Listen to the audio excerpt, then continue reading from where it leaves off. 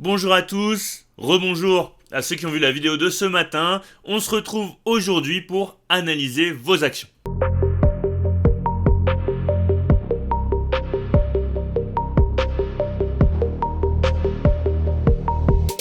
N'oubliez pas, je ne suis pas conseiller en investissement, ce que je vous montre c'est ma façon d'analyser les actions. Comme d'habitude, j'ai donné la priorité aux demandes qui venaient de la communauté Patreon. Et on commence avec Novo Nordisk, qui est spécialisé dans la fabrication et la commercialisation de produits pharmaceutiques.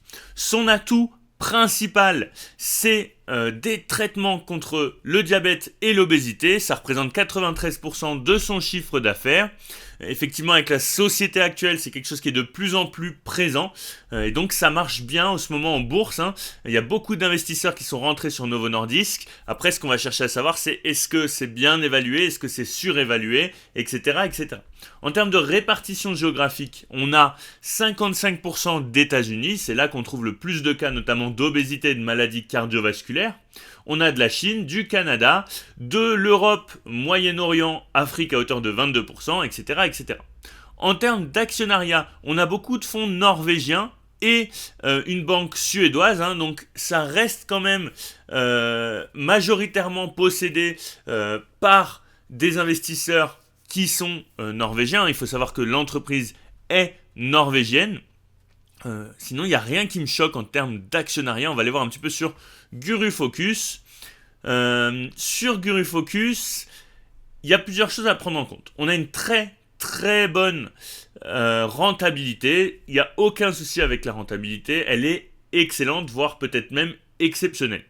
Si on regarde en termes de santé financière, c'est aussi très très solide, avec un score d'Altman qui est ultra safe, donc très peu de chances de faire faillite. Si on va regarder un petit peu le cash to debt, vous voyez que on a plus de cash que de dette, sachant qu'il y a eu pas mal d'investissements ces dernières années, donc effectivement on a une dette qui a beaucoup augmenté. Ce qu'il va falloir surveiller, c'est le fait que la dette ne prenne pas le pas sur le cash, mais vous voyez qu'on a quand même réussi à bien le gérer, et du coup on a une dette qui stagne en rouge là, depuis 3 exercices.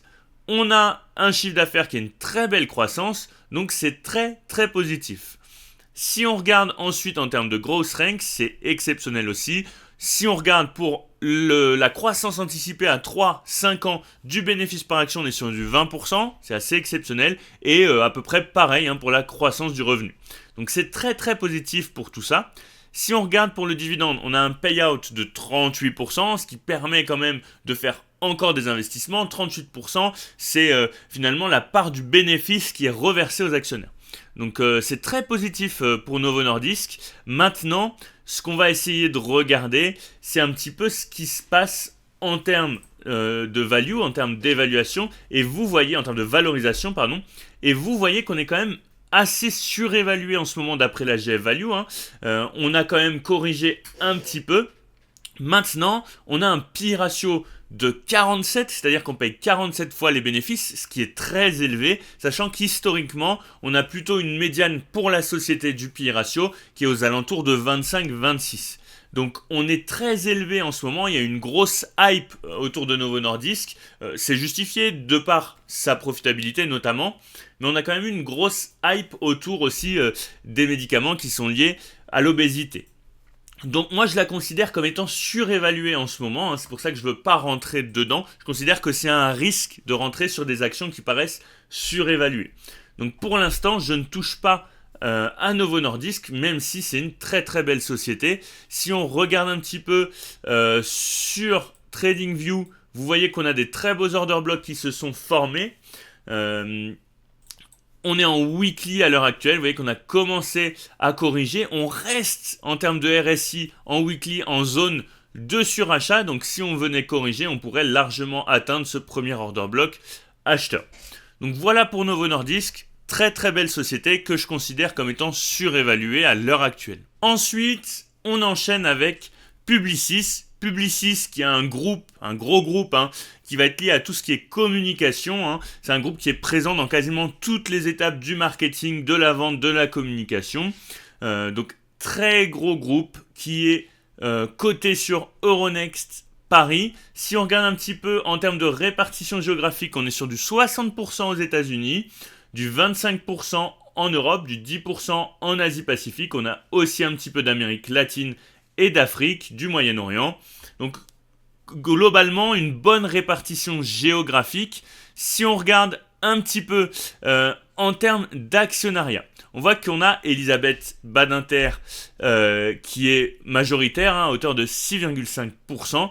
Et ensuite, on voit qu'on a des sociétés diverses. Ce qu'il faudrait regarder maintenant, c'est est-ce que les administrateurs sont présents dans l'actionnariat. Et effectivement, on a Elisabeth Badinter qui est présente dans les administrateurs et on a aussi Maurice Lévy. Donc ça peut être une bonne chose dans le sens où l'actionnariat va être aligné, le management de l'entreprise va être aligné avec l'actionnariat et ça c'est plutôt une bonne chose. Si on regarde maintenant sur Guru Focus. Déjà, si on regarde la GF Value, on semble surévalué. On va essayer d'étudier un petit peu ça. Globalement, on a une rentabilité qui est correcte, qui est supérieure au secteur d'activité, mais qui, en revanche, est inférieure à l'historique de l'entreprise. Donc, une entreprise qui progresse pas, finalement, en termes de rentabilité. Donc ça, c'est plutôt moyen. Ensuite, si on regarde en termes de santé financière, c'est moyen aussi, on a quand même un score d'Altman qui est faible.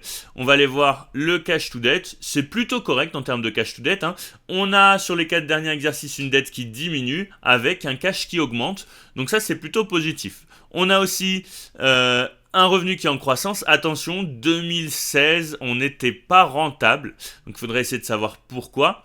En termes de dividendes, on est sur un payout de 43%, ça commence à être un petit peu élevé et un gross rank qui est assez faible avec des prévisions qui sont plutôt aux alentours des 4-5%, donc pour moi c'est plutôt faible et je considère que c'est une entreprise que je ne souhaite pas payer aussi cher. Là vous voyez qu'on paye 20 fois les bénéfices, ça me paraît cher au vu de la croissance et de la rentabilité de l'entreprise.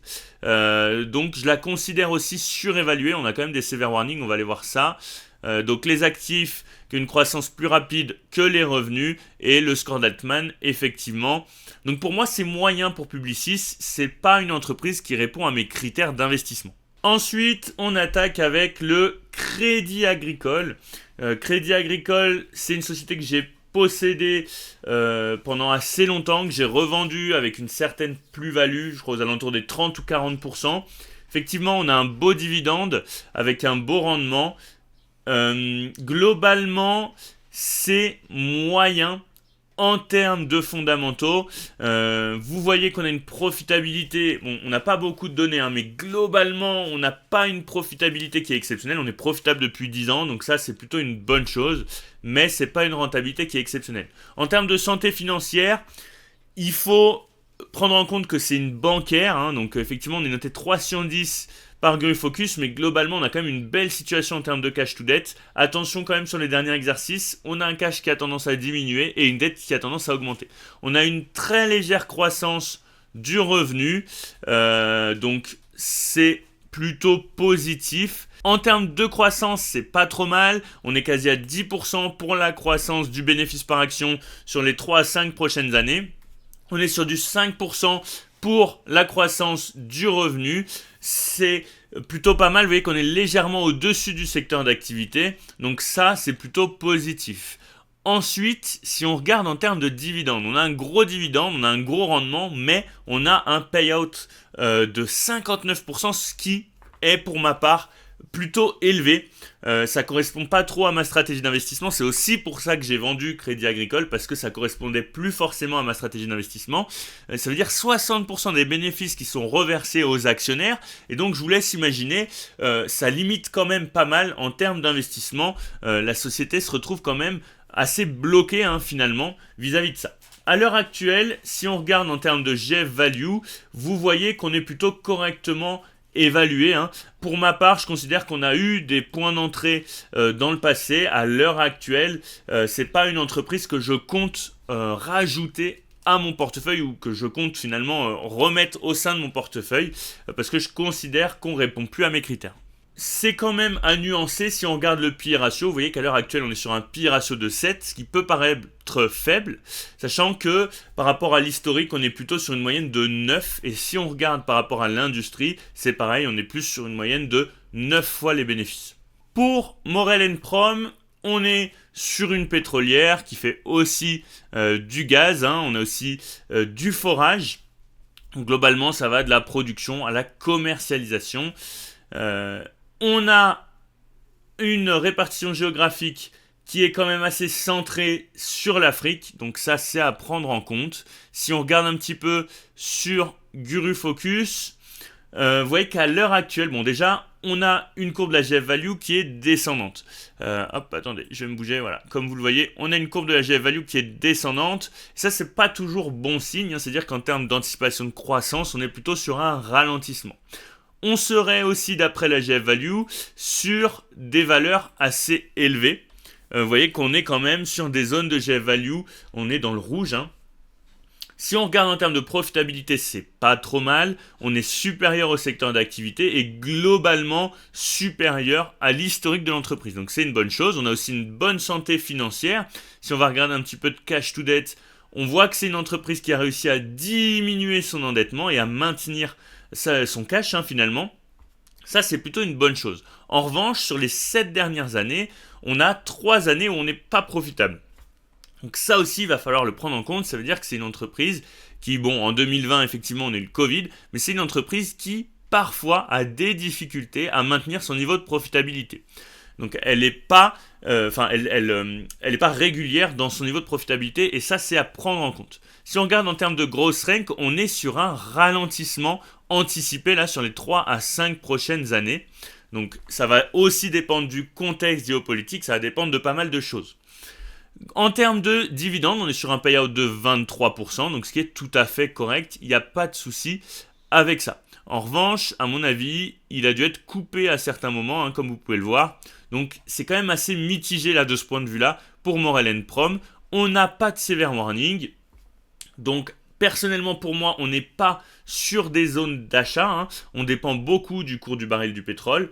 Donc voilà, hein, globalement, je lui préfère comme une totale qui est plus régulière.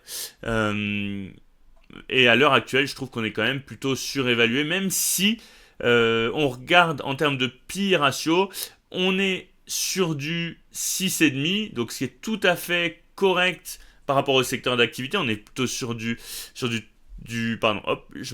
on est plutôt sur du 10-11 en termes de secteur d'activité. En termes d'historique, on est plutôt sur du 13. Donc on a un PI ratio qui est faible, mais en même temps, une croissance anticipée qui ralentit. Donc il y a une moyenne à faire avec tout ça. Ensuite, on a Walix et on a Enrique qui nous demande notre avis parce que tout le monde semble tourner sur le secteur US vis-à-vis de ce secteur. Alors, Walix Group, c'est une société qui est spécialisée dans tout ce qui va être sécurité informatique et plus particulièrement la conception de logiciels de sécurité informatique. On a un chiffre d'affaires qui se répartit à hauteur de 44% sur des prestations de maintenance, donc c'est intéressant parce que c'est un produit qui a besoin de maintenance avec des frais supplémentaires qui courent donc à plus ou moins long terme, ça c'est intéressant. On a la vente de licences, donc le produit de base, à hauteur de 39%, la vente d'abonnements à hauteur de 10%, donc ça c'est intéressant aussi, on a une partie abonnement avec un revenu qui est récurrent, donc c'est plutôt intéressant. On a aussi des prestations de services professionnelles et ménagers, mais ménagers à hauteur de 1%, donc c'est quand même assez faible. On a une répartition géographique, qui est à hauteur de 64% centrée sur la France et à hauteur donc de 36% sur l'international. Donc quand même une faible répartition géographique, on est très centré sur la France et donc potentiellement dépendant de la croissance française, voire européenne. Donc ça c'est un petit peu moins bien. On va voir si on la trouve sur Walix. Alors, si on regarde un petit peu sur Guru Focus. Alors, effectivement, c'est pas vraiment...